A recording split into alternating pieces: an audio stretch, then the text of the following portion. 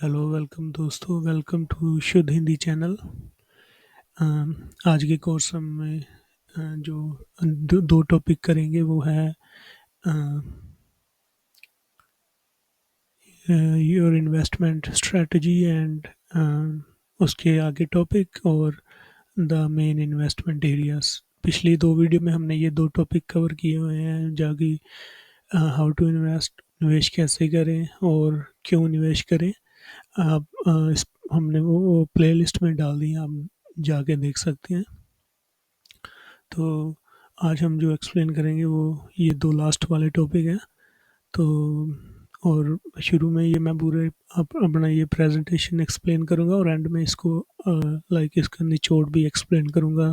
तो इस वीडियो का एंड ज़रूर देखना। और ये वीडियो सिर्फ एजुकेशनल पर्पस के लिए है और हमने पूरी कोशिश की है कि जानकारी को सही और कंफर्म किया जाए, और जो हमने खुद भी अप्लाई किया।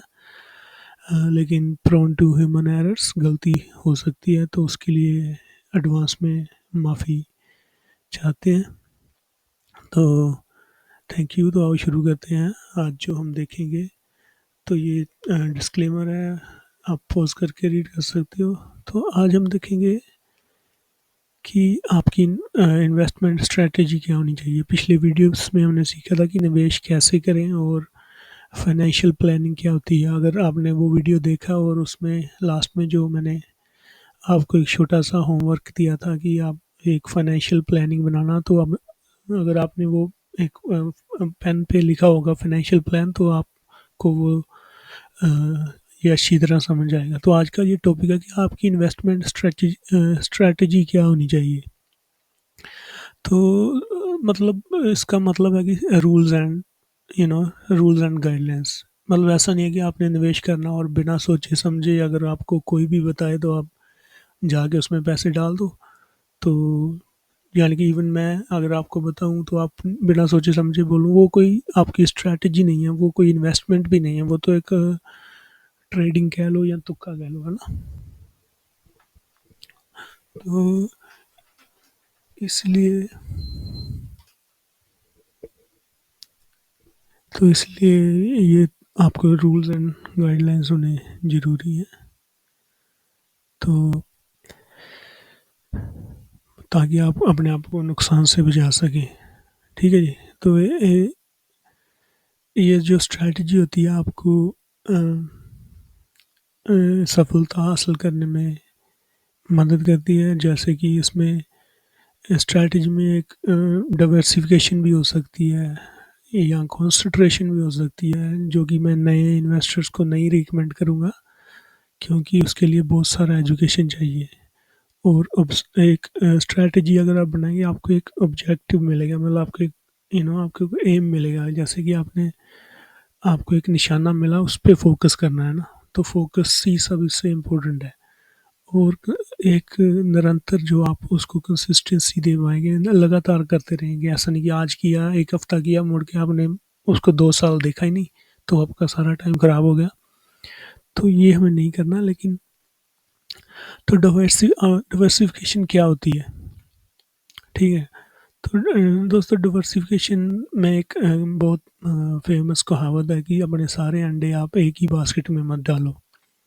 तो इसका मतलब ये है कि आप सारे पैसे एक ही निवेश में मत डालो, क्योंकि वो चांसेस हैं कि वो डूब भी सकता है। अगर वो डूब गया, आपके जो सारे पैसे डाले हैं आपका, वो बहुत ज़्यादा टाइम ख़राब करेगा और उस पैसे को आपको कमाने में या रिकवर करने में बहुत टाइम लगेगा। तो बहुत सारे इन्वेस्टर इस ट्रैप में पड़ जाते हैं कि वो सारे पैसे एक ही एसेट में डाल देते हैं। फॉर एग्ज़ाम्पल शेयर में डाला, तो मान लो यहाँ एग्ज़ाम्पल हमने दिया कि शेयर मतलब पीक पे है, टॉप पे है, तो उसमें हमने अपना सारा पैसा डाल दिया, ठीक है। तो लेकिन तब हमने देखा कि वो दूसरी एसेट क्लास है। एसेट क्लास मतलब कि दूसरा निवेश करने का, जैसे कि प्रॉपर्टी होगी या कुछ और हो गया, बॉन्ड्स हो गए, वो टेक ऑफ कर गए। मतलब आपने पैसा इधर डाला है, लेकिन रिटर्न कहीं और बन रहे हैं, लेकिन आपने सारा उसमें डाल दिया, थोड़ा इसमें डाला ही नहीं। तो वो तो अपना, वो तो पहले ही टॉप पे था, लेकिन अब ये टॉप पे जाने लगा। ठीक है जी। तो इसलिए शुरू में ये बेटर होता है कि आप फाई करें। पहले तो इसका मतलब समझना ज़रूरी है। डाइवर्सिफ़ाई ये नहीं है कि आपने एक बैंक लिया और दो बैंक लिए, वो डाइवर्सिफ़िकेशन हो गए। नहीं, वो तो कंसंट्रेशन हो गया। बैंक 2 लिए या 3 लिए, लेकिन आपकी इंडस्ट्री वही है, आपका बिज़नेस वही है, बिज़नेस मॉडल वही है। वो कोई भी इकोनॉमी में डाउनटर्न आएगा, लो इफ़ेक्ट करेगा इस इंडस्ट्री को, वो सीधा आपकी इन्वेस्टमेंट्स में करेगा। ठीक है? वो प्रॉपर डाइवर्सिफ़िकेशन नहीं है। ठीक है? तो प्रॉपर डाइवर्सिफ़िकेशन क्या है? उसमें आपको अलग-अलग तरीके से देखना है कि आप एक ही अलग-अलग तरह की एसेट क्लास में इन्वेस्ट करते हैं, वो आगे हम देखेंगे। ठीक है? तो ये यहाँ बताया कि डाइवर्सिफ़िकेशन से फ़ायदे ये हैं कि आपका रिस्क जो स्प्रेड होता है और आप मार्केट के अपटर्न भी एन्जॉय करते हैं। ठीक है जी? तो रेदर दैन मतलब आप मार्केट को टाइम कर रहे हैं, जैसे कि चार्ट देख के इन्वेस्टमेंट कर रहे हैं, तो आपने प्रॉपर रिसर्च की, लाइक एजुकेशन लिया और बाद में आपने इन्वेस्ट किया। ठीक है? तो डाइवर्सिफ़िकेशन आपकी पूरी निवेश पूंजी को प्रोटेक्ट भी करती है, और एक ऐसा सेफ गार्ड शुरू में, जब तक कि आप पूरे तरह मतलब रिस्क लेने के काबिल नहीं हो जाते ना, तब तक। तो जो एक मतलब जो जो हम अपने पूंजी को प्रोटेक्ट नहीं करते, वो एक बुरी स्ट्रेटजी मानी जाती है, क्योंकि वो हमारा पोर्टफोलियो ज़्यादातर जो पुअरली परफॉर्म करते हैं उसका कारण है। ठीक है? तो जो प्रॉपर डाइवर्सिफ़िकेशन होती है, वो इसका मतलब ये नहीं है कि उसके आपको फ़ायदे ही मिलेंगे और या आपका नुकसान नहीं होगा, लेकिन उससे काफ़ी हद तक फ़र्क पड़ता है। तो जो इफ़ेक्टिव डाइवर्सिफ़िकेशन होती है, वो आपका टोटल सभी इन्वेस्टमेंट की जो वैल्यू है, जो भविष्य में होने वाला है, उसको भी ध्यान में रख के की जाती है। ठीक है? तो ये भी ख्याल रखें कि कोई भी निवेश हमेशा सही नहीं करता। ठीक है? उसको बहुत सारे फैक्टर जो हैं इफ़ेक्ट करते हैं। जैसे ये मैं इस चार्ट में एक प्रॉपर्टी का है, और ये नीला वाला जो लाल वाला वो शेयर्स का है। ये आप देखें कि जब शेयर्स ऊपर जा रहे हैं, प्रॉपर्टी नीचे आ रही है। जब शेयर्स नीचे आ रहे हैं, प्रॉपर्टी ऊपर जा रही है। समझे ना आप? अगर अगर अगर आपने एक में ही डाला होता, तो अगर वो पूरा का पूरा डाउन या ऊपर, वो उसमें ही आपका पैसा वो एक्ट करता। लेकिन अभी आप दोनों में डाला है, अगर एक ऊपर जाएगा एटलीस्ट, लाइक एक नीचे जाएगा एटलीस्ट दूसरा ऊपर आएगा। ठीक है? तो ये कुछ कुछ कारण है जिसकी वजह से ऐसा होता है। जैसे कि अ, मतलब कंपनी के प्रॉफिट में बहुत ज़्यादा इजाफा और उन्होंने बहुत ज़्यादा डिविडेंड दिया, शेयर प्राइस ऊपर, लेकिन गवर्नमेंट ने लैंड टैक्स बढ़ा दिया, तो प्रॉपर्टी नीचे। पॉपुलेशन ज़्यादा बढ़ गई, हाउस की सप्लाई और डिमांड बढ़ गई, तो प्रॉपर्टी ऊपर। ठीक है? तो यूएस शेयर मार्केट में क्रैश आया, तो शेयर्स नीचे। तो ये ऐसे इकोनॉमी में फैक्टर होते हैं जो आपके निवेश को प्रभावित करते हैं। इसलिए आपको ये डाइवर्सिफिकेशन करनी है, वो बहुत सही तरीके से करनी है। तो ये जो आप एक ऑब्जेक्टिव, जब मतलब आप एक स्ट्रेटजी बनाते हो, पहले लिख लेते हो आपके गोल क्या क्या अचीव करना है, तो ये आपको एक निरंतर अप्रोच देता है और एक आपको फोकस देता है कि हाँ, मैं आपके माइंड को बताता है कि मैंने ये इस चीज़ पे रिसर्च करना है, और ये मेरे गोल है, ये मैंने आउटकम अचीव करनी है, वो भी बिना पैसा खोए। ठीक है? तो ये प्रोटेक्ट भी करता है। अगर आपको कोई जो इन्फ्लुएंसर आके बोलेगा कि इस स्टॉक को ट्रेड करो, या कोई ठग लोग आपको बोलेंगे कि पैसा आपका शेयर डबल हो जाएगा, तो वो चीज़ें आप पे असर नहीं करेंगी और आपका पैसा सेफ रहेगा ना। सेफ मतलब ऐसा नहीं कि 100%, कुछ हद तक सेफ। ठीक है? तो ये हो गया। तो आगे हम देखेंगे कि कुछ लोग ना जो अपने इमोशन को करने देते हैं, कि वो रैशनल एनालिसिस पे नहीं करते, मतलब करते भी हैं तो बाद में उनके इमोशन टेक ओवर कर लेते हैं, क्योंकि उनको जल्दी अमीर बनना है। तो इस चीज़ से आपको बचना है। इमोशन को आप ओवरराइड नहीं करना। आपने जो आपकी नॉलेज है, एजुकेशन है, जो आपने डिटेल्ड एनालिसिस किया, उस पे पहले पूरा फोकस करना है। पहले वो करना है, तो बाद में आपके इमोशन पे ऐसा असर नहीं पड़ेगा, ठीक है ना। मान लो आप 10 शेयर मार्केट नीचे गया है या ऊपर गया, फिर आपको फ़र्क नहीं पड़ेगा। इसलिए डिटेल्ड जो स्ट्रेटजी है वो आपको हेल्प कर सकती है कि अपने दिमाग से इन्वेस्ट करना है, ना कि अपने दिल से। तो डॉक्यूमेंट कर लेंगे तो उसका फ़ायदा है कि आप उसको बार बार दोहरा सकते हैं। आपको चीज़ें मतलब वो नहीं होगी, गुम नहीं होगी, और आप अपना टाइम उन चीज़ों पे दोबारा नहीं वेस्ट करेंगे, ठीक है। तो जो इफेक्टिव स्ट्रैटेजी होती है उसमें क्या आता है, एडुकेट रिसर्च, मतलब प्रॉपर रिसर्च आती है। प्रॉपर रिसर्च ऐसे नहीं है कि किसी ने वीडियो देख लिया, सुन लिया, कि सिर्फ वो नहीं, प्रॉपर जैसे डॉक्यूमेंट्स में जाना, ये सब कुछ करना। अगर आपके पास टाइम नहीं है तो आप SEBI registered financial adviser use कर सकते हैं, उनका काम यही है आपको एडवाइस देना। या आप जो एडवाइजरी स्टॉक ब्रोकर होते हैं उनको भी यूज़ कर सकते हैं, ठीक है जी। तो मतलब तो स्ट्रैटेजी में ये, तो फिर जब आप रिसर्च कर लिया, इसका मतलब ये नहीं कि वहीं बात ख़त्म होगी। उसके बाद आपको उसको लगातार, जब आपने निवेश कर दिया, उसको मॉनिटर करना है कि उस जिस चीज़ में आपने निवेश किया उसका जो बैक एंड है, यानी कि उसका जो मतलब पीछे जो बिज़नेस है या प्रॉपर्टी है वो कैसे परफ़ॉर्म कर रही है, उसकी इंडस्ट्री कैसे परफ़ॉर्म कर रही है, ठीक है जी। तो ऐसे अगर आप ये 2 चीज़ें देखेंगे तो आपको मतलब लंबे समय तक आप चल सकते हैं, और उसमें आपके चांस जो कामयाब होने के हैं और ज़्यादा है, ठीक है। तो अब हम चलते हैं नेक्स्ट स्लाइड में। तो दोस्तों, ये यहाँ पे हमने डिफरेंस बताया है, आप देख लेना पॉज़ करके, कि एक इन्वेस्टर है जो स्ट्रैटेजी के साथ है और एक बिना स्ट्रैटेजी के साथ है।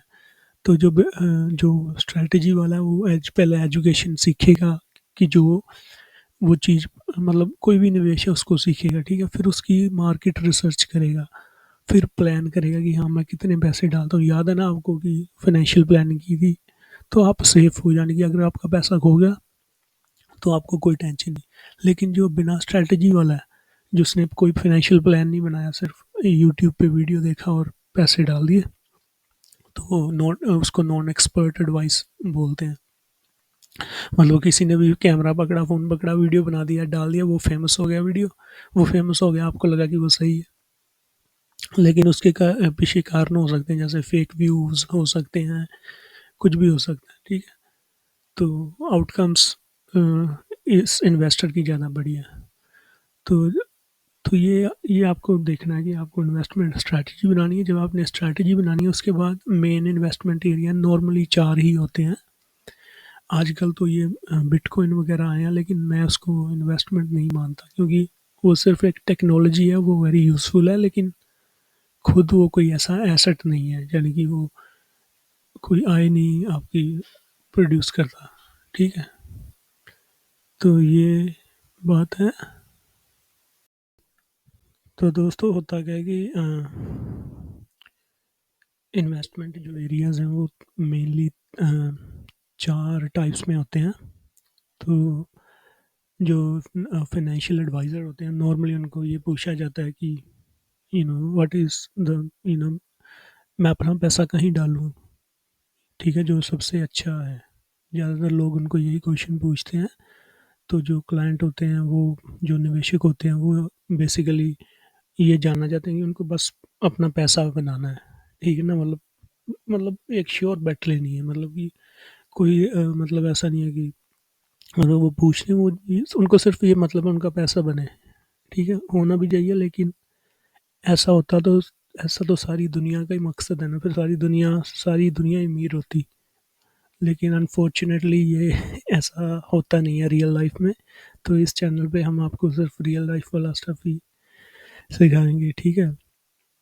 तो कई ऐसे, जैसे कई बोलते हैं ना कि शेयर प्रॉपर्टी से ज़्यादा बढ़िया है, या गवर्नमेंट से ज़्यादा बढ़िया है, तो ताकि वो अपना पैसा बढ़ा सके, लेकिन ऐसा नहीं होता। जो समझदार निवेशक है वो ऐसा नहीं करता। तो ये सबसे पहले तो ये ना, जो इन्वेस्टमेंट एरिया है आपके गोल्स पे और अपने जो फाइनेंशियल प्लानिंग आपने की है उस पे, जो आपकी सिचुएशन है उस पे डिपेंड करेगा, ठीक है? क्योंकि ये हर एक पर्सन के लिए अलग-अलग हो सकता है। आप लाइफ़ की किस स्टेज में हो, आपकी ज़िंदगी कैसे चल रही है, ये सब कुछ अलग-अलग स्टेज में हो सकता है। तो क्योंकि डिपेंडिंग ऑन आपके गोल्स और ऑब्जेक्टिव्स, ये हर किसी के लिए अलग-अलग हो सकता है ना।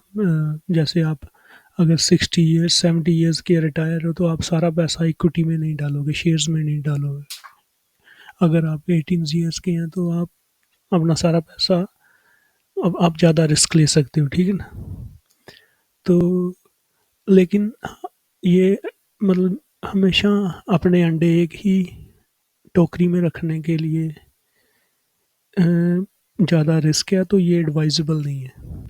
तो आप अपने अंडे, मतलब एक टोकरी में आपने अंडे रख दिए, वो टूट सकती है टोकरी, तो आपके सारे अंडे भी टूट सकते हैं, क्योंकि अंडे तो नाजुक होते हैं।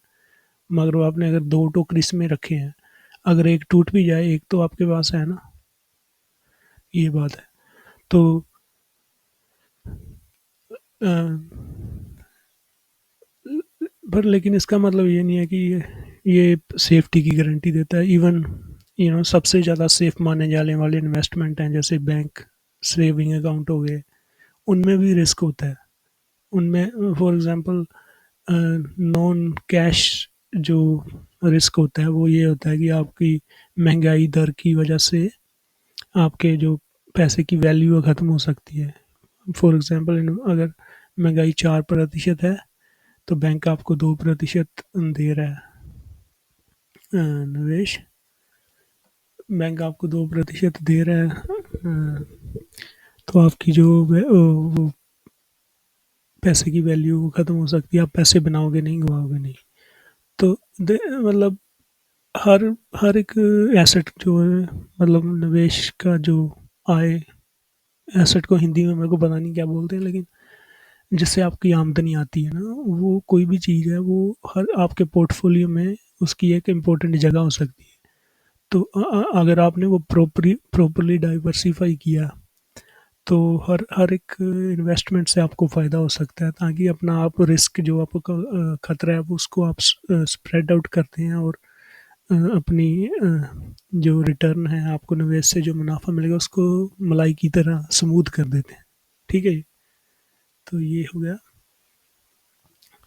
तो मेनली दोस्तों, देर देर आर फोर, अभी मैं समझाऊंगा 4 इन्वेस्टमेंट एरिया जहां आप निवेश कर सकते हैं। लेकिन आम निवेशक के लिए शुरू में इतना आसान नहीं होता सभी में एंटर करना।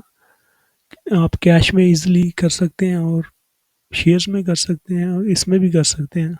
इसमें कुछ ऑप्शन हैं जैसे ये हाइब्रिड्स बॉन्ड्स, हाइब्रिड्स बॉन्ड्स, या अ, और ऐसे प्रोडक्ट्स, तो ये आगे की वीडियोस में हम सीखेंगे, लेकिन इसमें थोड़ा एंटर करना डिफ़िकल्ट है आम निवेशक के लिए। प्रॉपर्टी में भी कर सकते हो ईज़िली, लेकिन इसमें थोड़ा डिफ़िकल्ट भी रहता है, क्योंकि इसमें अमाउंट लिक्विडिटी कम होती है, तो ये आपको सभी रिस्क रिवॉर्ड देखने होते हैं। तो कैश का मतलब है कि जैसे आप बैंक में अपना पैसा डाल देते हैं, उसको कैश इन्वेस्टमेंट बोलते हैं। बिल्डिंग सोसाइटीज़ होती हैं जो पेंशन फंड्स वगैरह, ये सब, तो मतलब जो कैश जो आपको ब्याज देते हैं बेसिकली, या किसी फाइनेंशियल इंस्टीट्यूशन में डाल देते हैं। ये कंट्री कंट्री पे डिपेंड करता है, हर कंट्री में अलग अलग तरह के इंस्टीट्यूशन होते हैं। इंडिया में बैंक्स हैं, एन बी एफ सीज हैं, अ, अ, और ट्रेजरी बॉन्ड्स हैं शॉर्ट टर्म, ठीक है? उसको भी कैश ही माना जाता है। कैश का मतलब ये है कि ये बहुत ज़्यादा फ़ायदा इसका ये है कि लिक्विड होते हैं, और आपको आज पैसा चाहिए, आप कल उसको निकाल सकते हैं। प्रॉपर्टी में अगर ऐसा नहीं होता, प्रॉपर्टी अगर आपको आज बेचनी है उसको 6-7 महीने लगेंगे। तो नेक्स्ट इन्वेस्टमेंट क्लास होती है फिक्स्ड इंटरेस्ट। तो इसमें आपको पता होता है कि आपको क्या रिटर्न मिलेगी। इसको आप, और ये काफ़ी हद तक सेफ भी होता है, लेकिन जो रिटर्न रेट है वो कम होता है, ठीक है? तो ये आपको स्टडी इनकम स्ट्रीम देती है, मतलब लगातार आपको थोड़े बहुत पैसे आते रहते हैं। तो इसमें ये एग्जांपल्स हैं बॉन्ड्स, हाइब्रिड सिक्योरिटीज़, एफडीज जो अपने इंडिया में बैंक करते हैं, तो और भी काफ़ी फिक्स्ड इंटरेस्ट प्रोडक्ट होते हैं, आप उसको BSc NSP वेबसाइट पे भी देख सकते हो। प्रॉपर्टी तो आपको पता ही है, इंडिया में तो प्रॉपर्टी प्लाट ये वो प्रॉपर्टी होती है, रेजिडेंशियल होती है जहाँ पे लोग रहते हैं, रूरल होती है, इंडस्ट्रियल, कमर्शियल। तो ऐसा नहीं है कि प्रॉपर्टी में भी आगे बहुत सारे, इसलिए एजुकेशन बहुत इंपॉर्टेंट है। तो इसमें भी हम फ्यूचर में करेंगे डिस्कस, आप प्लेलिस्ट को देखते रहेंगे तो वो आगे आ जाएगी। तो आपके खुद का हाउस भी इन्वेस्टमेंट गिना जा सकता है अगर आपको उससे इनकम आ रही है, ठीक है। आपका जो रिटायरमेंट फाइनेंशियल गोल क्या है, ठीक है ना, आप किसी भी चीज़ से पैसा बना सकते हैं अगर आपको प्रॉपर एजुकेशन है। तो अगर आप हैवी इन्वेस्ट नहीं करना चाहते, आप स्टॉक एक्सचेंज पे भी रीट्स या रियल स्टेट ट्रस्ट में इन्वेस्ट कर सकते हैं। उसमें उसको में आप थोड़ा सा हिस्सा खरीद सकते हो शेयर्स की तरह, और उसमें भी आपको डिविडेंड वगैरह रेगुलरली आते रहते हैं। शेयर्स का तो आजकल नॉर्मली आपको पता है, शेयर्स आप लिस्टेड कंपनी में निवेश करते हैं, और इंडिया में BSc NSE और ओवरसीज USA में नास्डक एन न्यूयॉर्क स्टॉक एक्सचेंज। तो आपको ये, जब आपने एक बार निवेश कर दिया तो आपको उसका निवेश करने से पहले भी देखना है और बाद में भी देखना है उसका हिस्ट्री क्या है, उसका लॉन्ग टर्म मतलब आप उसका हिस्ट्री देखोगे आपको पता चलेगा कि उसका लॉन्ग टर्म पोटेंशियल क्या है। इसका मतलब ये नहीं है कि आपको फ्यूचर भी पता चलेगा, ऐसा होता तो वेरी इजी, सभी चार्ट देख के वॉरेन बफेट बन जाते, लेकिन ऐसा नहीं है। तो मैं जब एक्सप्लेन करूँगा मैं आपको चार्ट दिखाऊंगा, ये स्टॉक मार्केट का एक दिखाया हुआ। तो नॉर्मली जब हम इतिहास देखते हैं तो जो शेयर होते हैं, जो स्टॉक एक्सचेंज, उन्होंने हमेशा ही बाकी इन्वेस्टमेंट्स को लॉन्ग टर्म में बीट किया है। लेकिन शॉर्ट टर्म में ये बहुत शेयर मार्केट बहुत वोलेटाइल होती है, बहुत ऊपर नीचे जाती है। लेकिन लॉन्ग टर्म में हमेशा ही ये इसने बाकी सभी एसेट क्लास को, जैसे प्रॉपर्टी को, लॉन्ग टर्म मतलब 3 से 7 साल, 3 साल से 7 साल। लॉन्ग टर्म मतलब ये नहीं है 1 महीना 2 महीने, 1 साल 2 साल, 3 साल से ऊपर। तो ज़्यादातर फाइनेंशियल एडवाइज़र आपको यही सलाह देंगे कि आपका टाइम होराइजन ये हो, ठीक है दोस्तों। तो अभी अब हमने पीछे देख लिया कि कैसे एसेट क्लासेस होती हैं, लेकिन अभी हम उनको यूज़ कैसे करना है अपने फ़ायदे के लिए, हम उसको एसेट एलोकेशन बोलते हैं, ठीक है। ऐसे आप पहले डिसाइड करते हो कि आप कितना पैसा किस एसेट में डालोगे, आपका रिस्क कैसा होगा, रिटर्न कैसा होगा, ठीक है। तो यहाँ उदाहरण दी है, हाई रिटर्न मतलब हाई रिस्क, तो आप उसमें इतने अंडे रख सकते हैं, अपना इतने पैसे रख सकते हैं। No return, low risk. No return जैसे बैंक में आपने सेविंग में रख दिया है ना, वो नामात्र ही हो जाते हैं। स्मॉल रिटर्न जैसे आपने FD में डाल दिया। लॉस जैसे मान लो कोई रिस्की एसेट क्लास है, जैसे माइनिंग स्टॉक्स हो गया या बिटकॉइन वगैरह, उसमें बहुत खतरा रहता है कि पता नहीं कब वो जीरो हो जाए, ठीक है जी। तो ये आपके गोल्स और आपके देश की इकोनॉमी, बहुत सारी चीज़ आपके एजुकेशन रिसर्च पे डिपेंड करता है कि आप किस एसेट क्लास में कितना पैसा डालेंगे। आप ऐसा नहीं कूद पड़ेंगे कि आपने यूट्यूब में आज ये वीडियो देखा, कल टीवी रिपोर्टर आपको ये कंपनी के बारे में बता रहा है, तो आपने सारे पैसे उसमें डाल दिए। तो ये सारी चीज़ें एसेट एलोकेशन है जो आपकी मदद करेगी कि आप वोलेटिलिटी, अपनी पोर्टफोलियो का रिस्क कैसे रिड्यूस कर सकते हैं। तो दोस्तों 3 तरह के इन्वेस्टर होते हैं, एक कॉशियस इन्वेस्टर होता है, एक प्रूडेंट इन्वेस्टर होता है, और एक एग्रेसिव इन्वेस्टर होता है। और ये सभी डिपेंड करता है आपके फाइनेंशियल गोल्स में, आप लाइफ में किस स्टेज में हो, आपके पास पैसे कितने हैं, ठीक है। तो मान लो ये एग्जांपल दी है यहाँ पे, कॉशियस इन्वेस्टर वो होते हैं जो मतलब केयरफुल रहता है। तो फॉर एग्जांपल यहाँ इसने सिर्फ शेयर्स में 15 अपने पैसों का 15% ही डाला है, यानी कि इसके पास 100 रुपये, उसने सिर्फ 15 ही डाले हैं। कैश कैश में इसने 25 डाले हैं, ठीक है ना। इसमें रिटर्न इसको लो मिलेगा लेकिन पैसा इसका सेफ है। प्रॉपर्टी में इसने सिर्फ 10% ही डाला है, और फिक्स इंटरेस्ट में 40। तो इसको कॉशियस इसलिए बोला गया कि आपने देखा कि इसने रिस्की और हाई रिटर्न वाले एसेट हैं, जैसे शेयर हैं, इंटरनेशनल शेयर हैं, उसमें बहुत कम पैसा डाला, इवन प्रॉपर्टी में भी कम ही डाला। ये ज़्यादा कैश में है तो इसकी रिटर्न भी लो होगी, लेकिन इसका पैसा सेफ है, मतलब ये पैसे को कभी भी निकाल के, तो ये ऐसा जो है वो जो ओल्ड एज में लोग होते हैं उनको सूट करता है। अग्रेसिव इन्वेस्टर क्या होता है? अब देखो, अग्रेसिव मतलब कि वो ज़्यादा रिस्क जान, मान लो और 18 ईयर्स के हो, आपके पास टाइम फ्रेम ज़्यादा है, ठीक है, तो इसने देखो यहाँ 45% अपने शेयर्स में डाला है, 25% ओवरसीज शेयर्स में डाला है, जैसे यूएसए में डाल दिया फॉर एग्जांपल। तो कैश में ये बहुत कम है, और प्रॉपर्टी में 15% डाला है तो ये एग्रेसिव हो गया। तो इन दोनों के बीच वाला जो होता है उसको प्रूडेंट बोलते हैं। वो आपको सुनते हैं ना कि रेलू कट्टा है, ये मतलब इधर भी है इधर भी है। तो वो जो प्रूडेंट होता है वो मतलब बैलेंस होता है, वो इधर, यानी कि मान लो ये हो गया आपका एग्रेसिव, और ये हो गया आपका कॉशियस, तो वो यहाँ सेंटर में होता है, वो ना इधर का होता है ना इधर का होता है, ठीक है। तो वो लॉन्ग टर्म टू फाइनेंशियल, वो अपने गोल देख के फिर वो अपनी स्ट्रैटेजी बनाता है, वो ये स्ट्रैटेजी उसको मदद करती है कि वो टैक्स या इन्फ्लेशन से कैसे रिस्क करता है, और जब उसको मौका मिलता है फिर रिस्क लेता है, ठीक है जी। तो आपने ये डिसाइड करना है आपका गोल्स या आपका प्लान क्या कहता है, फिर आप चूज़ करोगे कि हाँ मैं ये इन्वेस्टर हूँ, मैं ऐसे ऐसे पैसे डालूंगा, फिर आप रिसर्च शुरू कर सकते हैं। आगे की वीडियो में हम और चीज़ें भी इन्वेस्टमेंट के बारे में बताएंगे। तो ये प्रेजेंटेशन हुआ समाप्त, और आज इस पूरे जो टॉपिक्स थे पिछली वीडियो और इस वीडियो में हमने सीखा कि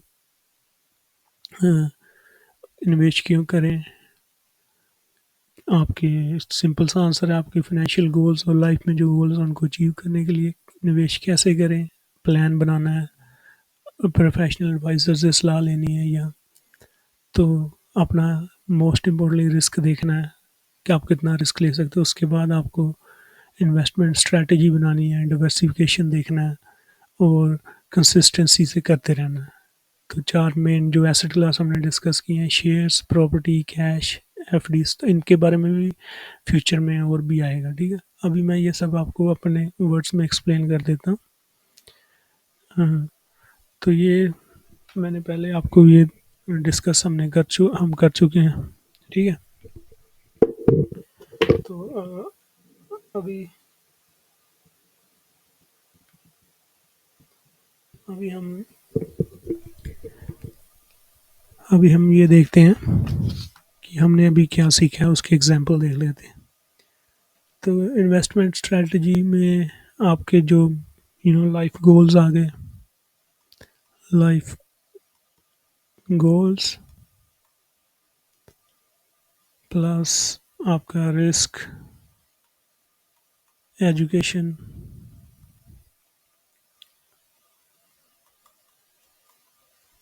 प्लस रिसर्च आ गया,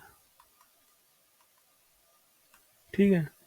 तो ये सब आपको अपने दिमाग से,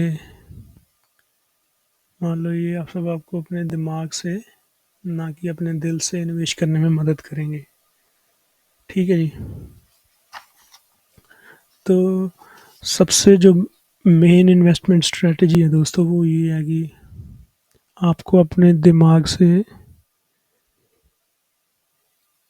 और आपकी रिसर्च से इन्वेस्ट करना है, ना कि अपने हार्ट से, अपने दिल से इन्वेस्ट नहीं करना कि मेरा दिल ये कहता है, मेरा दिल ये पुकारे आ जा, मेरे गम के सहारे ना जा। आपको ये नहीं करना, क्योंकि फिर गम आ जाएगा, सहारा तो चला जाएगा, सहारा तो इससे ही आएगा, दिमाग से। तो अपना दिमाग जो वो आपका सबसे सहायतफुल दोस्त है, उस पर भरोसा कीजिए, तो उसको सिखाइए, एजुकेशन दीजिए, ये जैसे वीडियो, ऐसे वीडियोस देखिए, कोई ज़्यादा टाइम नहीं लगता, डेली का अगर आप एक वीडियो भी देखो तो आप 6 महीने में सारा ही सीख जाओगे, वो भी बिना कुछ सिर दर्द लिए। इतना टाइम तो सभी निकाल सकते हैं। रिसर्च कीजिए, फिर जब आप निवेश करना शुरू कर दें तो आप खुद रिसर्च करो, ठीक है, जहाँ फाइनेंशियल एडवाइज़र की हेल्प लो। तो फिर प्लानिंग करो कि आपको कैसे पैसे डालने हैं। तो ये पूरा स्ट्रैटेजी में आता है। ठीक है जी दोस्तों, ये हमने देख लिया। अभी हम ये देखते हैं कि कितने टाइप के तो ये आपने देख लिया। ये मैं आपको कुछ कितने टाइप के इन्वेस्टमेंट्स होते हैं। तो मैंने सबसे पहले यहाँ पीछे हमने जो डिस्कस किया उसमें कैश होता है। ठीक है जी, उसमें आगे आपके सेविंग अकाउंट, एफ डीज।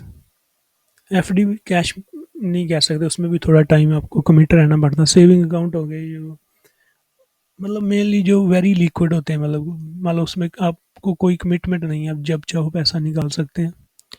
ठीक है, वेरी लिक्विड होते हैं।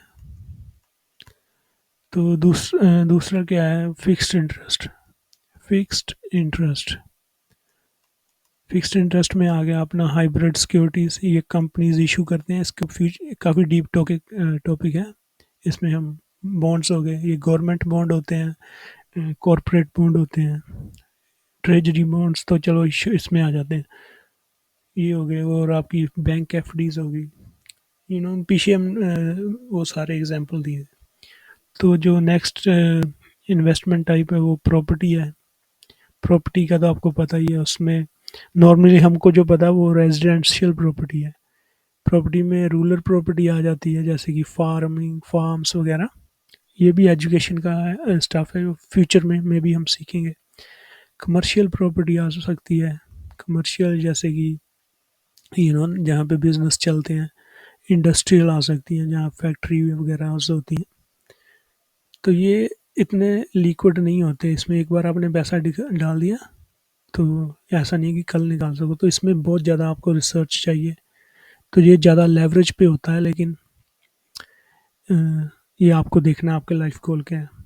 तो लास्ट फाइनली जो इसमें बताया वो शेयर्स हैं। शेयर्स यानी कि जब कंपनी पब्लिकली लिस्ट हो जाती है स्टॉक एक्सचेंज पे, उसको कोई भी निवेशक खरीद सकता है ना। तो पिछले वीडियोस में हमने बताया था, आप जब वो लिस्ट हो जाती हैं आप कंपनी से नहीं दूसरे निवेशक से खरीदते हैं। ये रहे आप, ये रहा दूसरा निवेशक। ठीक है। तो जब आप सभी डिसाइड कर लोगे, तो नॉर्मली दोस्तों शेयर्स में ये होता है कि ये एग्जांपल है। ये मैं फ़ोटो में ना अभी देखता हूँ, बड़ी करता हूँ। तो बेसिकली हमने क्या सीखा है? हमने सीखा है कि हमको अपने सभी अंडे एक ही टोकरी में नहीं रखने दोस्तों। ये देखो, ये भाई ने अलग अलग टोकरी में अंडे रख रहा है, और एक टोकरी को बिल्ली खा गई तो इसके पास दो बचेंगी, है ना। तो आपको भी यही सीखना है। तो ये दो बिलियनर इन्वेस्टर्स की मैंने एग्जांपल दी। ये होवर्ड मार्क्स हैं और ये वॉरेन बफेट हैं। तो ये स्टॉक मार्केट शेयर्स वाले हैं, ये मल्टी बिलियनर हैं। और ये बॉन्ड्स वाले हैं, सिर्फ बॉन्ड्स में ही इन्वेस्ट करते हैं, ये भी बिलियनर हैं। तो ऐसा नहीं है कि सक्सेस जो होता है वो मतलब आपको मतलब आपके एजुकेशन पे डिपेंड करता है। ठीक है ना, आपको बस अपना फोकस बनाना है। और लेकिन नॉर्मली जो मैं बताया था पहले, ये इंडिया की निफ्टी 50 का चार्ट है। 1999 से पिछले 24 साल में इसने इतना रिटर्न दिया है। ठीक है, 2600%। तो यानी कि इत, मतलब ये 250 रुपये का था एक शेयर, आज 24 हज़ार का हो गया। मान लो अगर आपने 2000 में निफ्टी में सिर्फ 1 लाख रुपया लगाया होता तो उसका 250 था तब प्राइस। ठीक है, आपके पास 4 निफ्टी के शेयर ईटीएफ होते तो आज वो है 24,500। ये एग्जाम्पल मैं देखते हैं आपका, तो आपका 98 लाख रुपीज़ बन जाता। ठीक है, तो आपने मतलब कुछ नहीं किया और आपको इतना रिटर्न बन गया। तो दोस्तों आज की वीडियो में इतना ही है। तो हम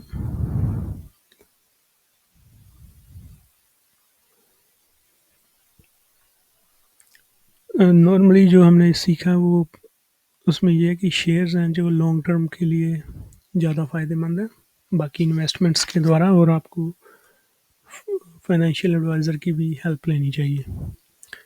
तो एसेट एलोकेशन के बारे में भी हमने सीख लिया है, और 3 तरह के इन्वेस्टर होते हैं, कॉशियस, प्रूडेंट और अग्रेसिव। तो ये मैं एग्जांपल के द्वारा समझाता हूँ। ये होगा जी कॉशियस, ये कम रिस्क लेगा और रिटर्न भी कम बनेगी। ये होगा जी अग्रेसिव, ज़्यादा रिस्क लेगा और रिटर्न के चांस भी ज़्यादा हैं।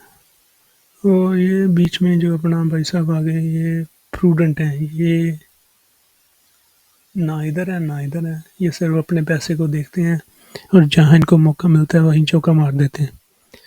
तो दोस्तों ये हुआ, आपने देखना है कि आप मतलब आपकी स्ट्रैटेजी गोल को क्या सूट करता है, आपकी रिस्क प्रोफाइल क्या है, फिर आप डिसाइड कर सकते हैं। अगले वीडियो में हम सीखेंगे risk and benefits of investing in shares. लेकिन आज जो आपने देखा, आप अपना ये फाइनेंशियल प्लान को दोबारा रिव्यू करें और एसेट एलोकेशन डिसाइड करें, और अलग अलग जो एसेट क्लास बताएं उनको स्टडी करें, और कमेंट में कोई क्वेश्चन हो तो बताएं। तो हमारा फेसबुक ग्रुप भी है, और आप उसका लिंक मेरे चैनल के अबाउट सेक्शन में मिल सकता है, और आप पूरा वीडियो का प्ले